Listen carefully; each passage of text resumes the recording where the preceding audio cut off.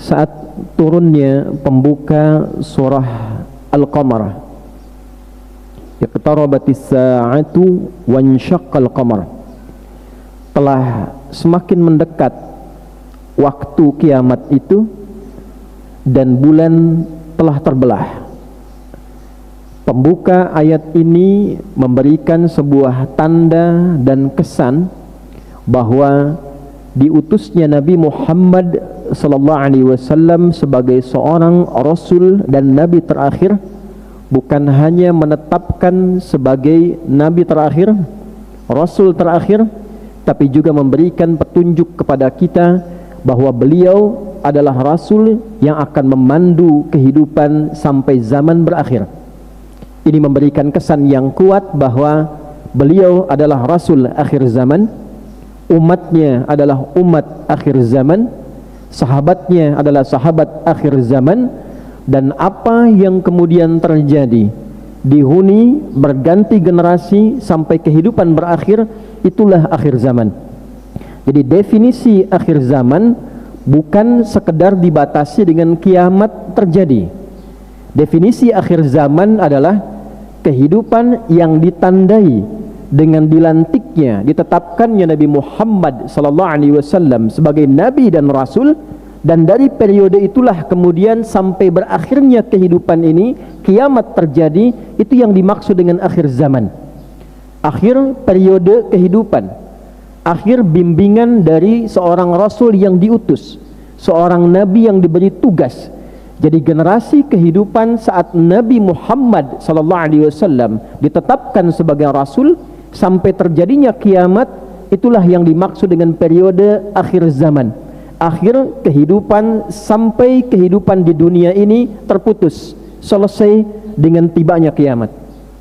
Hadirin, menariknya dari periode kehidupan Nabi itu sampai dengan terjadinya kiamat kubra, berakhirnya kehidupan dunia itu, maka diberikanlah oleh Nabi sallallahu alaihi wasallam penjelasan tentang perjalanan pergantian era itu. Baik penjelasan yang langsung disampaikan oleh Nabi, pertanyaan yang diklarifikasi oleh para sahabat, baik sahabat yang tinggal di perkotaan atau sahabat yang tinggal di padang pasir yang disebut dengan Arab-Arab Badui itu, ketika turun tentang ayat-ayat yang terkait dengan kiamat, mereka bertanya, matas sa'ah, kapan terjadi kiamat? Jawaban Nabi cukup menarik. Rasulullah SAW justru memberikan keterangan tentang ciri-ciri pergantian era. Ada masa-masa saat kriminalnya itu begitu tinggi. Begini solusinya. Bila terjadi masalah sosial, ada penyakit-penyakit sosial, perzinahan, mabuk-mabukan, kehidupan yang tak layak, sampai pergaulan bebas, maka turun ayat-ayat kemudian merespon itu semua. Bagaimana mengobatinya? Muncul petunjuk Nabi SAW dalam bentuk hadis dan penjelasan, serta praktek langsung dicontohkan oleh Nabi, membimbing masyarakat mengatasi persoalan. Turun ayat-ayat yang sangat menarik mengobati persoalan itu. Lalu Nabi kemudian menjelaskan, di era nanti akan terjadi begini, di era nanti akan terjadi begini, sampai kemudian puncaknya terjadilah kiamat itu. Dan di saat yang sama Nabi memberikan penjelasan, jika era ini tiba, solusinya seperti ini. Jika era ini datang, penyakitnya seperti ini, maka obatnya demikian. Maka orang-orang yang mendapatkan petunjuk dari Nabi sallallahu alaihi wasallam mewarisi Al-Qur'an berupa pedoman berkehidupan, hadis-hadis Nabi Muhammad sallallahu alaihi wasallam yang terjaga, kemudian dibuat secara tematik oleh para ulama, dibuatkan tema-tema untuk memberikan solusi. Ini hadis-hadis yang terkait dengan persoalan rumah tangga, ini di bab pemerintahan, ini tentang jual beli di bidang bisnis, ini tentang menuntut ilmu. Imam Al-Bukhari saja merumuskan 97 topik dan beri nama kitab ini dengan kitab Al-Jami', Al-Jami' As-Sahih Al-Musnad Al-Mukhtasar min umuri Rasulillah sallallahu alaihi wasallam wa sunanihi wa ayyamihi. Ini kitab tentang kompilasi petunjuk Nabi, bukan sekedar hadis yang disebut Nabi berkata apa, bersabda apa, tapi Imam Al-Bukhari memberikan judul yang spesifik. Ini kompilasi pedoman kehidupan dari Nabi. Saya telah teliti, setiap keterangannya tersambung kepada Nabi. Saya buat 97 topik tentang kehidupan, dari legitimasi kenabian supaya tidak disoal. Siapa yang menyampaikan ini? Dari mana petunjuknya? Maka diberikan topik pertama, kitab Bad'ul Wahyi, kitab legitimasi awal kenabian, supaya kita paham yang menyampaikan kurikulum ini Nabi, yang membuat pedoman ini Nabi. Kita mengumpulkan orang-orang pintar, orang-orang hebat, pakar, membangun garis-garis besar haluan negara, membuat kurikulum di kampus, membuat pedoman di satu institusi. Kita yakin ini pakar, kita yakin ini orang-orang hebat, lalu petunjuk yang mereka buat kita ikuti. Imam Al-Bukhari mengawali karyanya dengan mengatakan, ini yang menyampaikan Nabi, Rasul, yang kualifikasinya paling istimewa, yang menetapkannya Allah pencipta kita. Maka dimulailah dengan bagian topik pertama ini, menetapkan bahwa ini risalah kenabian yang menyampaikan Rasulullah, yang memberikan pedoman Nabi Muhammad sallallahu alaihi wasallam. Baru kemudian beliau urutkan topik nomor 2 Kitabul Iman, topik nomor 3 Kitabul Ilmi, teruskan sampai kita mendapatkan topik dalam bidang bisnis, topik sampai dengan kehidupan, topik sampai alam kubur, topik sampai dengan akhirat.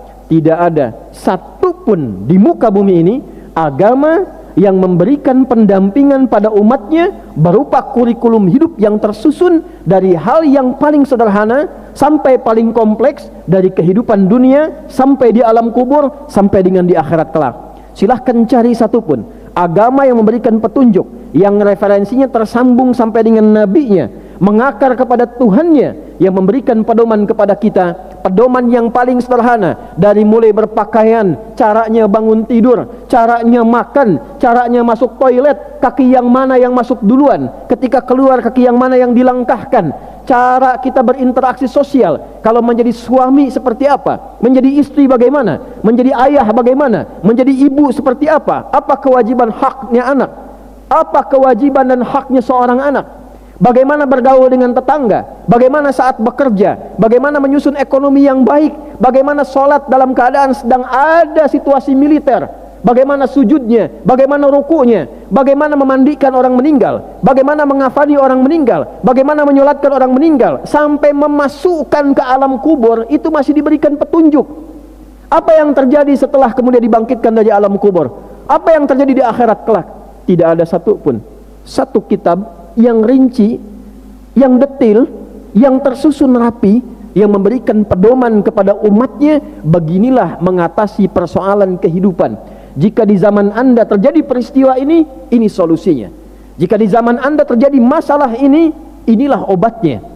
Dan siapapun di generasi manapun yang mengikuti petunjuk kurikulum yang Nabi wariskan ini, berupa Al-Quranul Karim dan hadis-hadis Nabi sallallahu alaihi wasallam yang menjelaskan itu, tidak ada satupun umat di muka bumi ini, baik nabinya hidup, sahabat, nabinya meninggal, ada tabi'in, kemudian tabi'ut tabi'in, diwariskan setiap generasi mengikuti petunjuk itu, kecuali mereka semua terjamin dengan salamun alaihi yauma wulida, hidupnya tenang, sukses, bahagia, punya peradaban saat di dunia. Wa yauma yamutu, meninggalnya dikenang. Siapa yang pernah berjumpa sekarang dengan Umar bin Khattab radhiyallahu taala anhu, Abu Bakar As-Siddiq sebelumnya radhiyallahu taala anhu, Uthman bin Affan radhiyallahu taala anhu, Sayyidina Ali bin Abi Thalib radhiyallahu taala anhu, tak pernah kita berjumpa melihat langsung, tapi kenangannya sampai sekarang diteladani dan ditiru. Lompat era setelahnya agak jauh ke Imam Abu Hanifah, Imam Malik bin Anas, Imam Asy-Syafi'i, Imam Ahmad bin Hanbal. Bahkan lompat lagi Imam Jalaluddin As-Suyuti misalnya, tak pernah kita jumpa, tak pernah kita lihat, tapi kita dengar kenangannya, kita dengar kehebatannya, kita dengar kesuksesannya. Lihat mereka, siapa mereka itu? Mereka adalah orang-orang yang konsisten belajar pedoman dan kurikulum hidup yang diwariskan oleh Nabi Muhammad sallallahu alaihi wasallam untuk mengatasi persoalan-persoalan di zamannya. Jadi hadirin, bicara akhir zaman, pembahasannya bukan pembahasan spesifik membahas tentang kapan kiamat terjadi, bagaimana situasinya, itu sudah tuntas selesai. Innallaha indahu ilmus sa'ah Waktu presisi terjadinya kiamat itu hanya hak prerogatif Allah. Jika Allah menghendaki terjadi, terjadi. Yang balik ditanya oleh Al-Quran, kalau itu terjadi persiapan kita bagaimana? Tandanya diberikan oleh Nabi. Justru ketika orang banyak bertanya, yang dikembalikan pertanyaan itu oleh Nabi, persiapan apa yang telah engkau hadirkan setidaknya untuk mengatasi persoalan-persoalan di zaman tempat kita berada, waktunya, ruangnya. Jadi berbicara tentang akhir zaman, hadirin, adalah membahas tentang kehidupan kita masa kini, melihat tentang keadaan di masa depan. Silahkan lihat keadaan kita sekarang, lalu keluarkan petunjuk-petunjuk Nabi yang pernah Nabi sampaikan.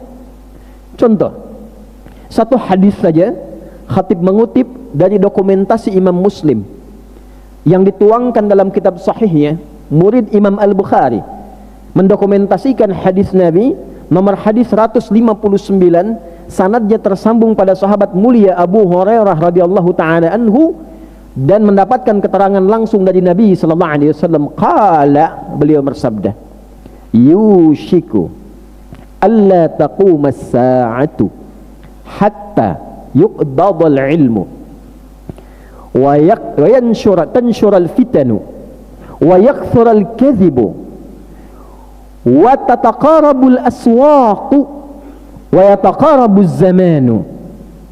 Yushiku alla taquma as-sa'atu, hampir-hampir saat akan mendekat kepada kiamat itu akan terjadilah peristiwa-peristiwa berikut. Ada era yang saat di era ini, di masa ini, di zaman ini, sebelum terjadi kiamat nanti akan melewati era-era ini. Akan terjadi peristiwa di masa itu. Apa peristiwanya kata Nabi?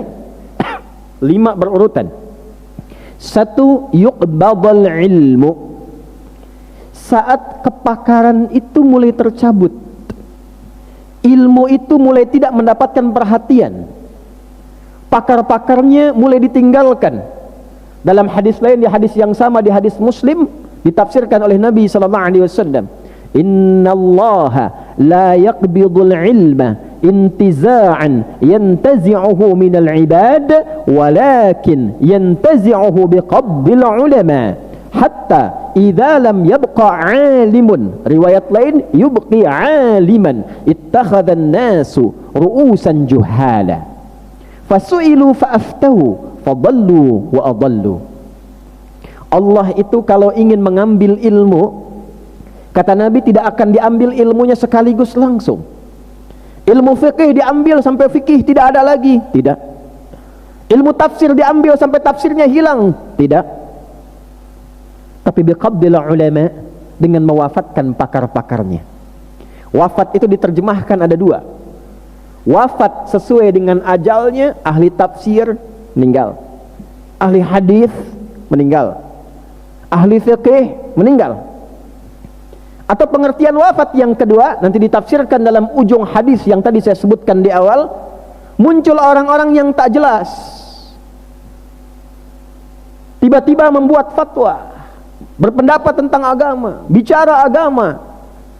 Apalagi dalam tambahan tadi keterangan Nabi mengatakan tatakarabul aswaq, terjadi percepatan digital, tandanya pasar mulai diakses. Masa ini terjadi ketika percepatan digital itu terjadi. Tandanya kata Nabi, pasar mulai mudah untuk diakses. Dulu orang ke pasar manual, naik angkot, naik motor, selesai. Sekarang klik, barangnya datang. Ketika terjadi percepatan digital, dunia digital berkembang, saat yang sama kepakaran mulai hilang.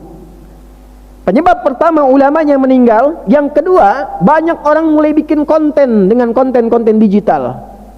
Muncul akun, bikin pendapat tentang agama, bicara tentang agama, memberikan fatwa tentang agama.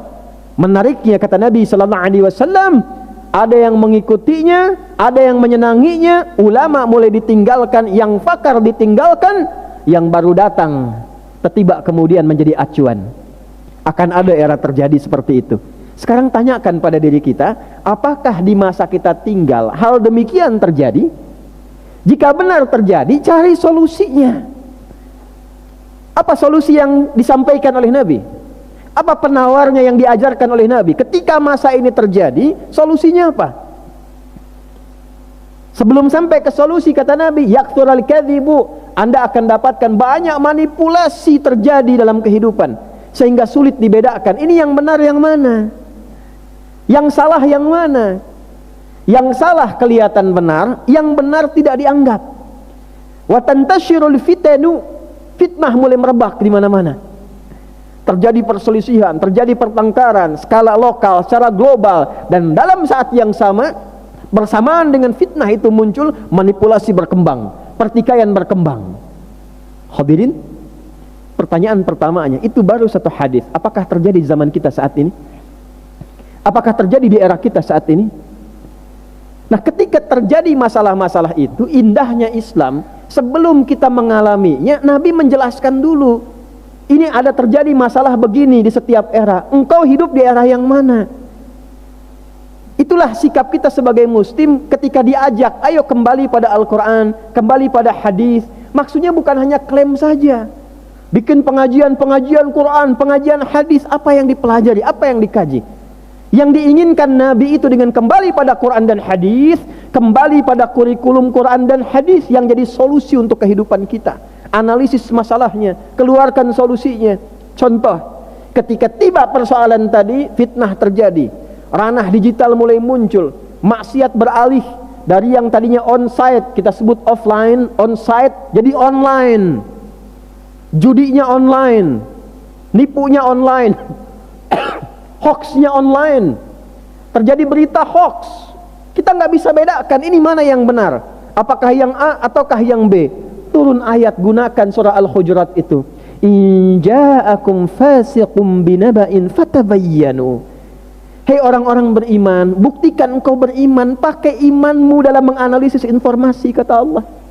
Jadi orang beriman itu dengan yang belum beriman, menerima informasi itu karakternya beda. Tidak asal ambil, ada status komen, ada ajakan ikut. Ayatnya jelas, in ja'akum fasiqum binaba'in. Jika ada kontainer pembuat konten, nyampaikan kepada kita berita, kita belum yakin, ada masalah, teliti dulu, cek dulu, benar enggak beritanya, dari mana sumbernya, seperti apa realitanya. Pertanyaannya, ketika iman kita disoal dalam konteks menyikapi persoalan sosial, bagaimanakah kita membuktikan keberimanan kita yang kita miliki itu? Dalam pengertian terbalik, artinya orang-orang yang cepat menangkap sesuatu di era percepatan digital itu terjebak dalam hoax, bukan hanya menunjukkan etikanya bermasalah, tapi imannya pun sedang dalam keadaan yang lemah. Wala taqfu ma laysa laka bihi ilm, innas sam'a wal basara wal fuada kullu ulaika kana anhu mas'ula. Kata Allah, jangan mudah mengikuti tren, mengikuti ajakan sampai engkau mendapatkan kejelasan latar belakangnya. Engkau kan orang yang diberikan instrumen pengetahuan, punya pendengaran, punya penglihatan, punya pikiran. Kata Allah, gunakan instrumen pengetahuan itu untuk melacak berbagai sumber yang menjadikan engkau mengambil keputusan, karena satu saat itu akan dipertanyakan di hadapan Allah Subhanahu wa taala. Hadirin, itu baru satu hadis. Ada hadis tentang pergaulan bebas, ada hadis tentang perzinaan dengan segala turunannya, perselingkuhan, pergaulan bebas. Sekarang orang mudah membuat konten menampilkan pornografi, aksi-aksi verbal dengan kata-kata yang sensual, tidak malu lagi mengeluarkan kata-kata yang kotor, yang jorok. Keluarkan ayat Qur'annya, keluarkan hadisnya. Saat ada persoalan menjadi penyakit sosial di masa kita seperti itu, apa ayat yang relevan untuk mengobatinya? Apa hadis-hadis yang sesuai untuk membina keluarga kita menjadi keluarga yang baik, tidak larut dalam kejadian-kejadian masyarakat sosial itu? Hadirin, ini yang kita butuhkan hari ini. Jadi mengatasi fitnah akhir zaman bukan hanya membuat kajian-kajian, konten-konten, lalu mengingatkan masyarakat tentang begini terjadinya kiamat, begini terjadinya tanda-tandanya, tanda pertama sudah datang, tanda kedua sudah datang. Hadirin, jangankan sekarang, 15 abad yang lalu informasi itu sudah disampaikan Nabi. Yang kita butuhkan sekarang, ketika tandanya itu tiba di hadapan kita, apa solusi yang bisa kita dapatkan untuk mengatasi itu? Sehingga ketika terjadi pornografi, porno aksi masuk ke handphone Anda, ke iPad Anda, ke perangkat-perangkat digital Anda, kita bisa membebaskan diri dari program-program demikian. Ketika terjadi masalah sosial, judinya masuk ke online, dari mulai pinjaman-pinjaman online, masuk tanpa syarat, cuma nyerahkan keterangan KTP langsung dapat pinjaman. Di saat yang sama ribanya muncul, di saat yang sama tantangan masa depan jadi penyakit muncul. Bisa ada teror, bisa ada fitnah.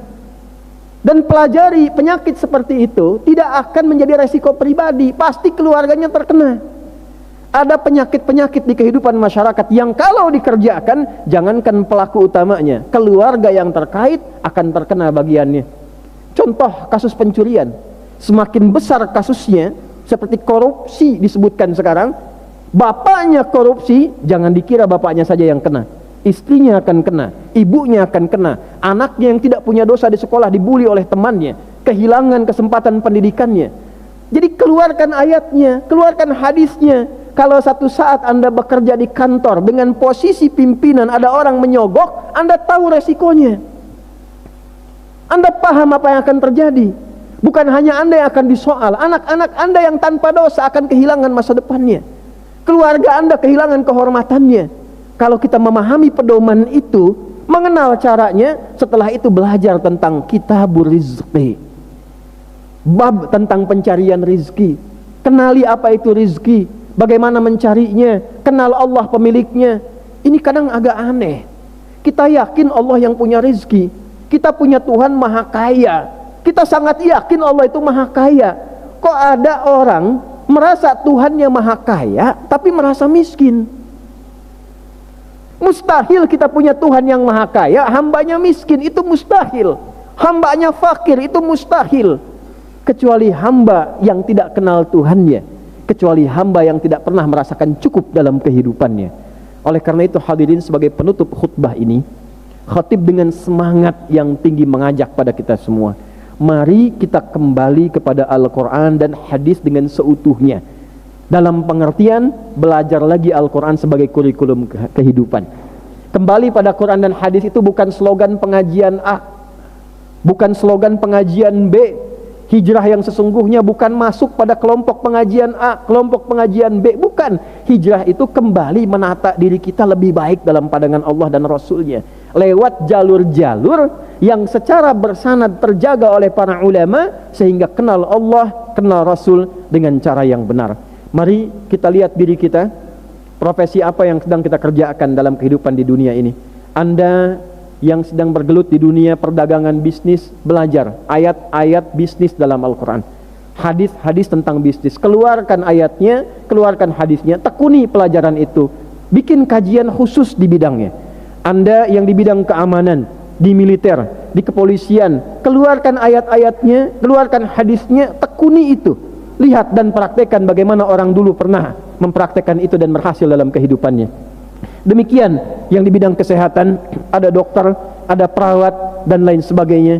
Demikian anak-anakku yang sedang belajar, para musyrifin, musyrifah yang sedang mendampingi proses pembelajaran, keluarkan kitabul ilmi, ayat-ayat ilmu, hadis-hadis tentang ilmu, dan silahkan perhatikan. Setelah kita pelajari pedomannya, kita praktekkan kehidupannya dan analisis masalah-masalah apa yang ada dalam kehidupan kita, keluarkan ayat dan hadis sebagai pedoman kehidupan kita untuk mengatasi persoalan kehidupan saat ini yang tengah kita hadapi. Minimal kita menjaga diri sampai ajal kita tiba dan wafat dalam keadaan yang baik menurut Allah, yang disebut dengan husnul khatimah. Semoga Allah mengantarkan kita pada kebaikan, mengisi hari-hari kita dengan kemuliaan, dan mewafatkan keadaan kita dalam keadaan terbaik menurut Allah Subhanahu wa ta'ala. Hendaklah kita menyadari, pertama, bahwa kehidupan yang telah Allah anugerahkan kepada kita bukan sekedar menjalani hidup dari bangun tidur sampai tidur, tapi kita memiliki misi kehidupan yang dipertanggungjawabkan setelah kematian itu tiba. Dua, tanggung jawab kehidupan itu adalah dua bagian, berupa ibadah kepada Allah dan menjadi khalifah dalam pengertian menghadirkan segala yang bermanfaat di muka bumi, sukses dalam mendapatinya dan bahagia dalam menjalaninya. Yang ketiga, kita diberikan pilihan yang luas oleh Allah untuk menjalani kehidupan di muka bumi ini. Silahkan Anda memilih, dengan kedudukan, dengan harta benda, dengan pengetahuan, pun dengan tenaga. Yang keempat hadirin, dalam pilihan itu Nabi mengajarkan kepada kita, bijaklah kita belajar dari Al-Quran dan hadis untuk mengetahui kondisi sekitaran kita, masalah apa yang terjadi, tantangan apa yang dihadapi, kemudian keluarkanlah petunjuk hidup yang telah Allah berikan di Al-Quran berupa ayat-ayat secara tematik, lalu keluarkanlah hadis-hadis Nabi untuk mengetahui penjelasan dari Nabi dalam menjalankan petunjuk Al-Quran itu untuk mengatasi semua persoalan kehidupan kita. Dan yang terakhir, kita berdoa kepada Allah supaya kita konsisten menjalani pedoman itu sampai kita pulang, sampai kematian tiba, dan itulah yang dimaksud dengan keadaan husnul khatimah.